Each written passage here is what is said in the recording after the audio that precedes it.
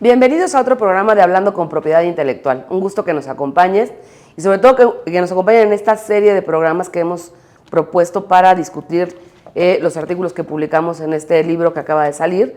Y por lo mismo, Carlos, nos da muchísimo gusto tenerte aquí con nosotros. Muchas gracias, Marcela. Gracias por bienvenido y de verdad mil gracias por haber contribuido de forma tan importante en este libro que esperamos que sea del interés de muchos colegas. Salió muy bien. Creo que sí, y bueno, en próximas fechas lo estaremos presentando ya oficialmente, pero la intención que hemos tenido es, pues, programa a programa platicar acerca de los artículos que se publicaron y sobre todo con la intención de obtener la visión de especialistas de otras ramas del derecho respecto de nuestra materia, porque muchas veces, pues uno cuando se dedica a algo, te cierras a eso y ya agarras inercia, lo ves muy normal, muy natural, pero quizá a los ojos de otros colegas, de otras especialidades, pues puede resultar como un animal ahí medio raro, ¿no? Sí, de acuerdo. Entonces, de ahí, pues, el esfuerzo que hicimos por publicar este libro y por invitar a gente tan especial y tan experta en la materia en la que ustedes están. Gracias. Tú estás en competencia económica.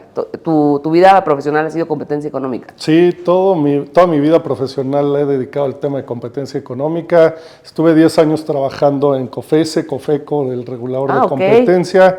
Y antes y después, pues, he estado en la práctica privada, en despachos. Entonces, esa es mi experiencia en la materia. Básicamente, desde el ángulo de competencia económica, me ha tocado ver temas de propiedad intelectual, ¿no? Pero, y ahorita pasaremos a la materia, pero me parece súper interesante tu visión porque tienes como la óptica del que estuvo adentro del regulador, sí, y ahora el que está viendo los asuntos todavía hoy. Sí, y eso ayuda, ¿no? Porque lo ves desde el objetivo, digamos, de aplicar la ley, desde el objetivo de hacer cumplir la política de competencia, y pues sí te da un ángulo diferente cuando ya estás en la práctica. Sí, como mucho más 360, ¿no? Sí. Tienes toda la visión completa.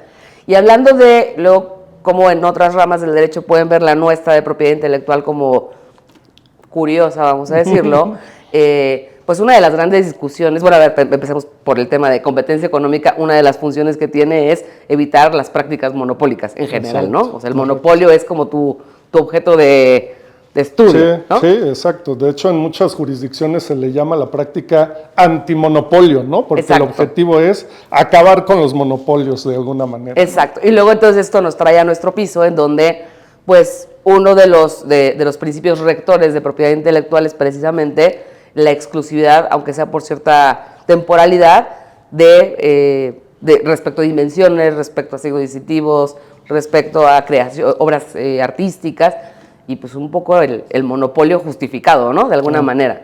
Y ahí creo que hay una intersección muy interesante. Sí, mucha gente te dice, ¿no? Estas materias son contradictorias, ¿no? Por lo que dices, a ver, la propiedad intelectual tiene ciertos privilegios, ciertos monopolios, y sí, la verdad es que desde el punto de vista económico, pues te dan un monopolio por un cierto tiempo, como dices, de una invención, de una patente, de una marca, y la realidad es que el objetivo de la política de competencia, al ser generar esta rivalidad entre oferentes y que tengan acceso a todos los bienes e insumos para poder competir en el mercado, pues la política de propiedad intelectual en términos amplios se presenta como un problema, ¿no? Uh-huh. Yo creo que no necesariamente, o sea, sí es un monopolio, hay que reconocerlo como tal, el privilegio que dan las leyes de propiedad intelectual, pero hay formas de armonizar las dos políticas.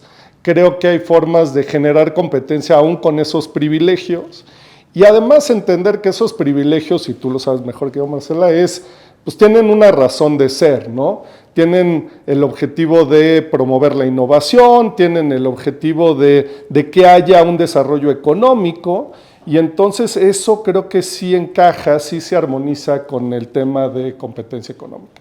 Entonces, la competencia económica debe de reconocer eso y tratar de hacer que funcionen esos privilegios dentro de la economía de mercado. Sí, buscar un equilibrio en la ponderación de derechos, ¿no? Y como bien dices, al final del día, y sobre todo, y esto es una discusión como muy recurrente, por ejemplo, en materia de farmacéutica, ¿no? Sí. El privilegio o la exclusividad temporal que se da sobre las invenciones a través del otorgamiento de una patente, ¿no? Y entonces viene la discusión de, pero es que es mucho tiempo, pero nadie puede hacerla. Y al final del día creo que no podemos perder de vista que este tiempo exclusivo que te da, no la ley nada más mexicana, sino a nivel global, tiene por objeto reconocer la actividad inventiva de la persona que llegó a una formulación, pero la empresa que lo patrocinó. O sea, es una serie de esfuerzos que tienen que hacerse humanos y económicos para llevarte a una sustancia activa susceptible de protección vía patente. Sí. Y entonces, esa exclusividad tiene un doble efecto. Por un lado, reconocerlo, por otro lado, permitir una recuperación de todo lo que se invirtió, más una utilidad, pues sí, definitivamente. Pero también, digamos que hay una condición velada en donde lo que yo te doy es exclusividad por un tiempo determinado, transcurrido el cual la invención pasa al dominio público. Sí. ¿Qué quiere decir? Que al final del día cualquiera se va a beneficiar de ella y podrá utilizarla. Estás agregando patrimonio al final del día y entonces pues se entiende como una negociación justa. Y yo creo que ese es un gran ejemplo, o sea, lo que pasa en medicamentos es un gran ejemplo, porque ahí es donde ves, a ver, efectivamente por estas razones que das, está perfectamente justificado que haya ese privilegio por cierto tiempo. Ahora bien, lo importante desde el punto de vista de competencia es que no se abuse de ese derecho. ¿Y cuáles son ejemplos de abuso? Bueno, pues que si son 20 años o lo que tú me digas, no se extienda de manera artificial. Ay, vamos a entrar aquí a temas ríspidos. O, por ejemplo, que no se abuse de ese privilegio para extender el dominio, digamos, el poder en otros mercados relacionados, ¿no? Establecer barreras para que otros no puedan entrar al mercado, aun cuando ya podrían participar. Por ejemplo, lo hemos visto mucho en análisis del mercado de genéricos, ¿no? Si bien podrían participar, pues no participan. ¿Y por qué no participan? Por ciertas estrategias de abuso de ese privilegio, de ese poder de mercado que da una patente, ¿no? Y por la naturaleza misma de los productos y del negocio, porque al final del día, o sea, no es que tú, si vence una patente el día 8 de noviembre del 2024, cualquiera pueda salir el 12 de noviembre, el lunes que entra, con el producto. A ver, salir con un producto implica muchas cosas, desde preparación, permisos, estudios de equivalencia, etcétera, etcétera, pero al final del día, pues eso no puede, o sea, no ocurre de la noche a la mañana, necesitas tiempo, y entonces tienes, creo yo, este conflicto entre la vigencia de la patente y el tiempo que le puede llevar a alguien más llegar a un producto comercializable, y entonces ahí es donde puede venir un tema de si estás extendiendo o no la patente. Exacto. ¿No? Y yo creo que también hay un tema que tú mencionas muy importante, que es el tema regulatorio, ¿no? O sea, si bien podrían participar, pero te tardas 3 años para que te den una autorización, pues entonces el problema no viene tanto del abuso que puedas hacer del derecho, no es el tema de la farmacéutica, sino es un tema regulatorio, exacto. No es culpa de la farmacéutica, ¿no? Creo que un análisis interesante que hizo de ese mercado COFESE nos ha dado como rutas de acción para el tema específico de medicamentos y que haya una mayor competencia de medicamentos genéricos, ¿no?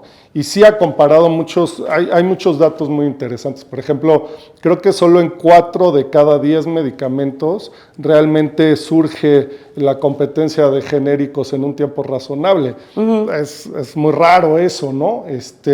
2 años para que exista un genérico en el mercado, pues es muchísimo tiempo, ¿no? Una vez vencida la patente, ¿no?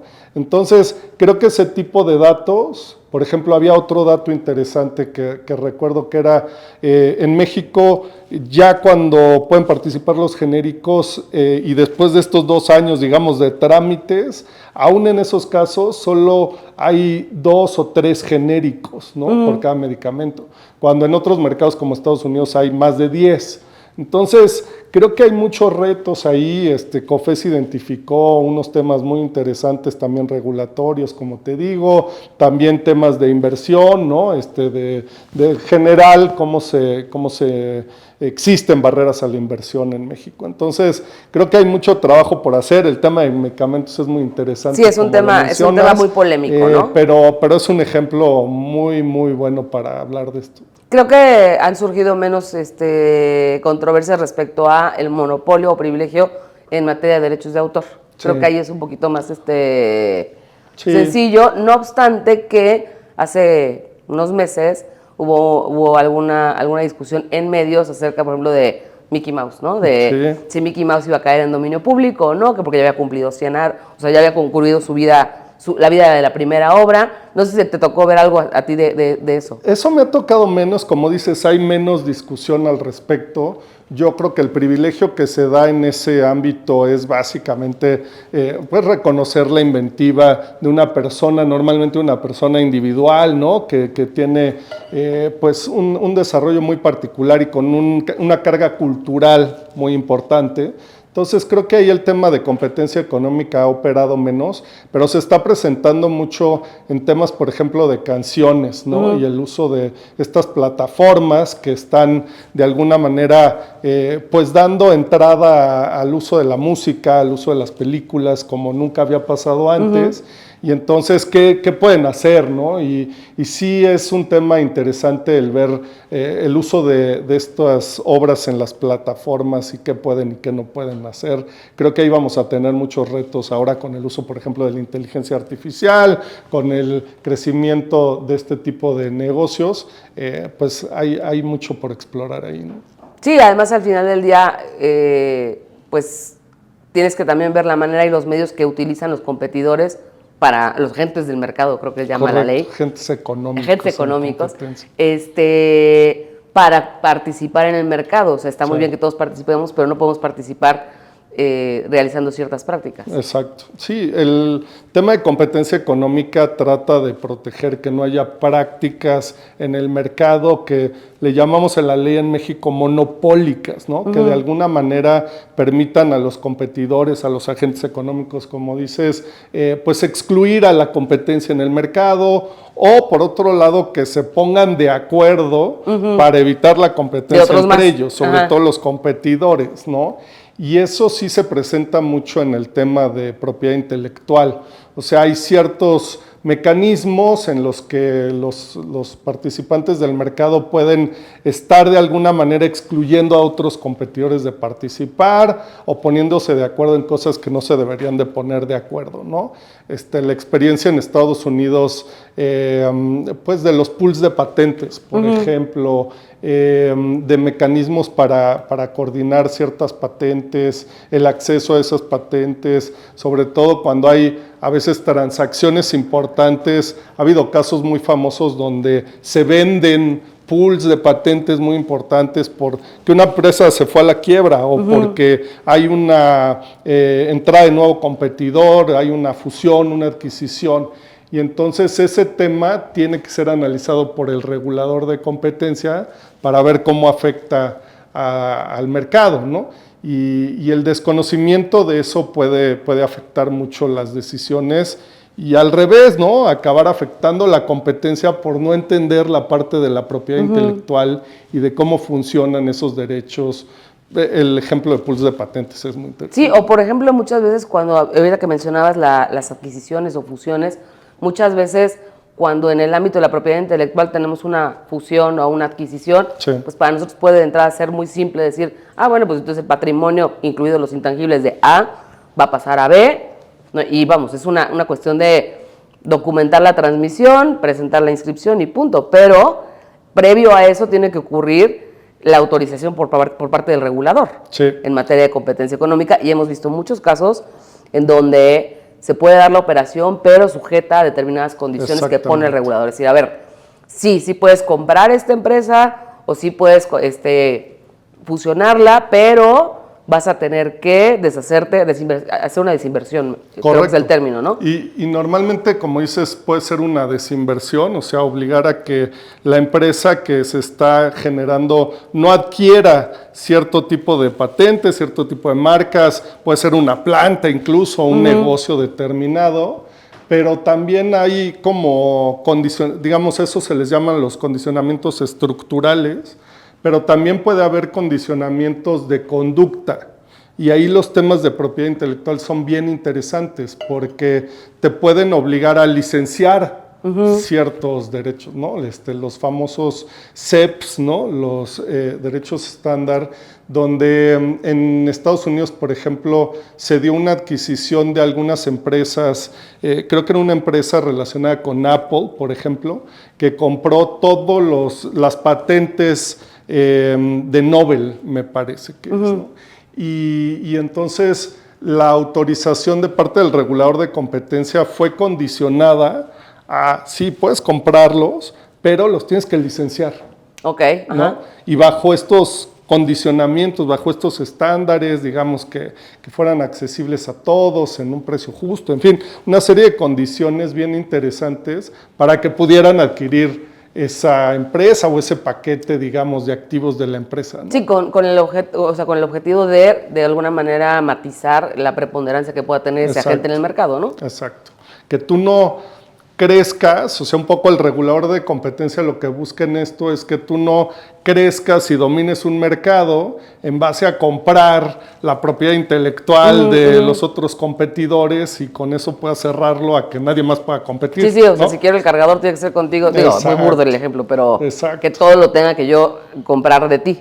Exactamente. Entonces, creo que eso es una forma de cuidarlo. Ahí ex ante, ¿no? O sea, antes de que se realice una transacción, pues el regulador de competencia interviene para que se cuide el tema y mucho tiene que ver con el análisis de derechos de propiedad intelectual.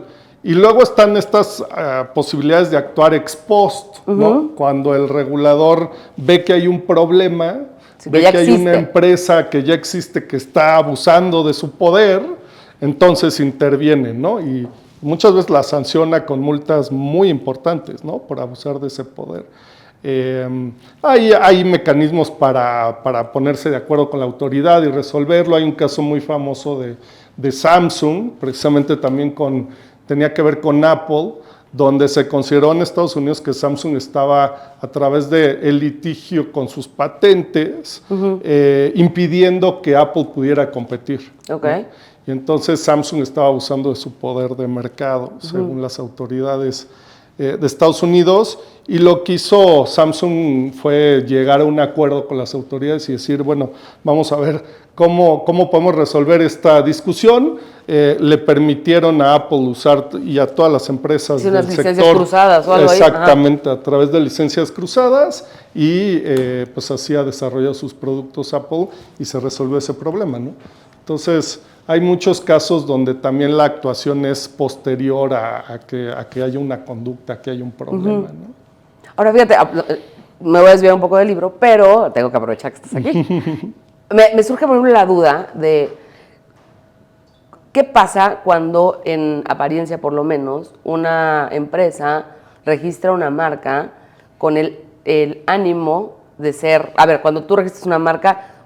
obtienes el derecho exclusivo y excluyente, o sea, exclusivo para usar, pero excluyente en cuanto a que puedes impedir que otros lo usen, el mismo o uno semejante.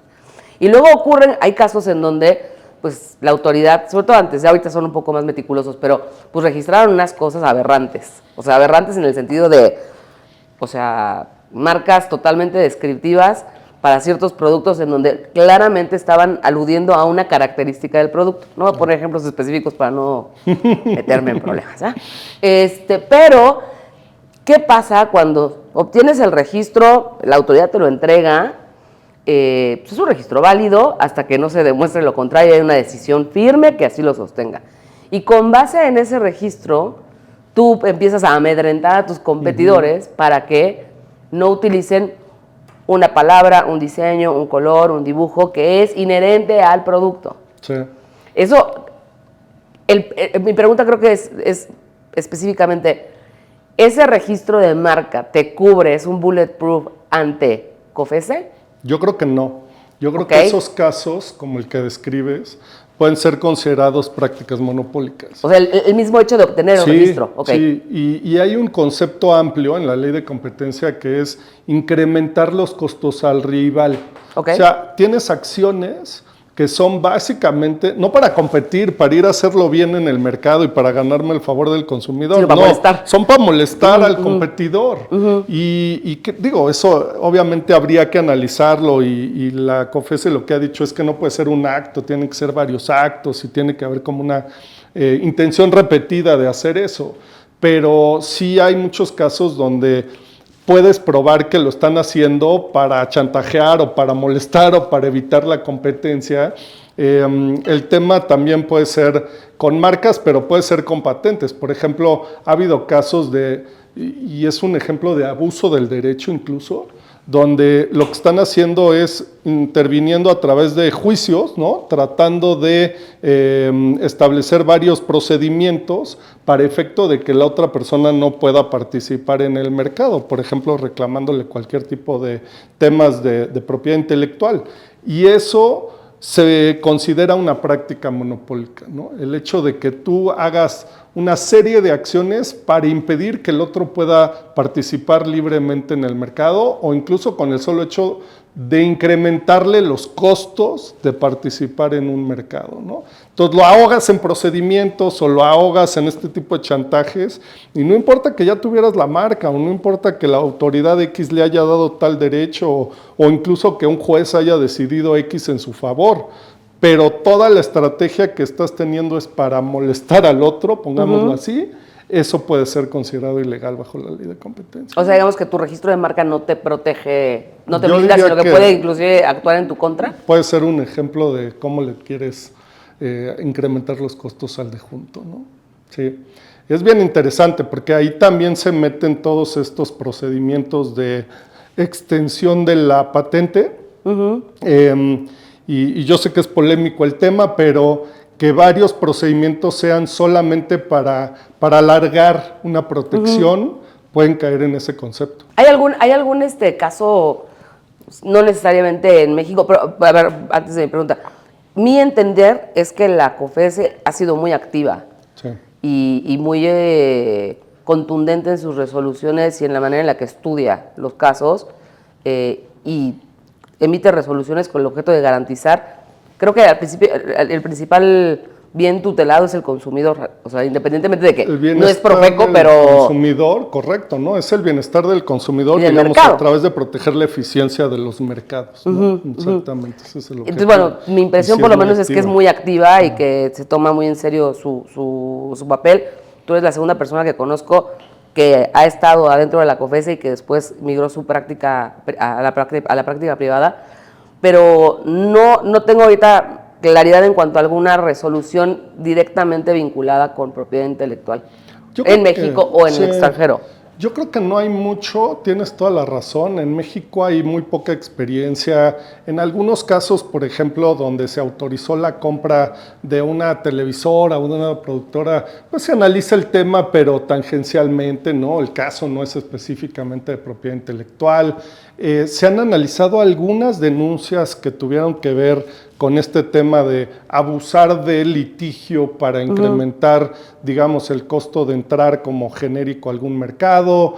Tenemos casos que tienen que ver más con esta función de abogacía, o sea, donde COFESE, como dices, como una autoridad muy activa, pues hace estudios, recomendaciones. Que comentábamos de los medicamentos genéricos, pues fue un estudio súper robusto, ¿no? 8 meses creo que analizaron todo este mercado, hicieron todas estas recomendaciones desde lo regulatorio hasta cómo se comportan las empresas en el mercado. Entonces, sí hay algo de experiencia. Yo lo que criticaría es que no hay tanta relación entre, por ejemplo, el INPI, Indautor, el IFT también es una autoridad de competencia económica en su sector, y COFESE. En otras jurisdicciones, como en Estados Unidos, pues las autoridades de competencia tienen incluso publicaciones conjuntas con los reguladores de propiedad intelectual, estudios, trabajos de diálogo, ¿no? Entre las autoridades. Sí, comunicación entre ellos, ¿no? Exacto. Que es un poco lo que en su momento se buscó con Profeco, ¿no? Donde de manera, pues quizá artesanal había una colaboración entre INPI y la Procuraduría, precisamente para tratar de evitar el registro de signos distintivos engañosos, ¿no? En donde muchas veces hacías publicidad engañosa y la tratabas de cubrir con un registro de marca, pero bueno, ese es otro tema que creo que también pero es un ejemplo. Podría ocurrir con el tema dices, de... ese es un ejemplo de cómo sí podría haber un acuerdo entre INPI y COFESE, pues para tratar de hacer cosas juntos, ¿no? Sí, hasta donde recuerdo esa colaboración fue precisamente derivada de un acuerdo que tuvieron que firmar, un acuerdo de colaboración, ni siquiera ni un reglamento, hacer un acuerdo de colaboración. Tiene que ser muy formal, con que se hablen y se coordinen. Exacto, y creo que podría ser algo semejante con, con la comisión o con quien se vaya a hacer cargo de esos temas, pero no vamos a entrar en polémica porque nos saldríamos del objeto de estudio del programa. Pero te voy a dejar hasta ahí porque me gustaría que pudiéramos platicar en el segundo capítulo, si es que tienes en mente algunos casos de interés, no necesariamente de México, y tu visión muy particular de cómo la propiedad intelectual y la competencia económica, lejos de lo que pudieran pensar muchos, están íntimamente vinculadas. Perfecto, con mucho gusto. No se pierdan el siguiente capítulo y no dejen de suscribirse a nuestras plataformas, redes sociales, darle like, campanita, todo lo que tiene que ocurrir, y nos vemos en el siguiente capítulo.